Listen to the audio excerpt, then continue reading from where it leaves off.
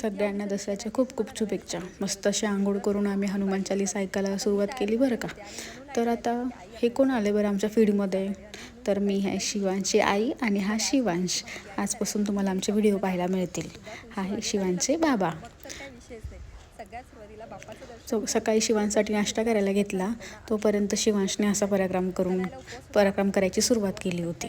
चला असो, मस्त अशी एक झोप झाली आणि त्यानंतर आमची खेळायला सुरुवात झाली. म्हटलं तोपर्यंत पिल्लू जर खेळत आहे तोपर्यंत आपण खाण्यासाठी त्याला बनवूया. असं त्याच्यासाठी मी उपमा बनवते आहे आणि लहान बाळासाठी कसा उपमा बनवायचा हाच मी आज शेअर करते आहे.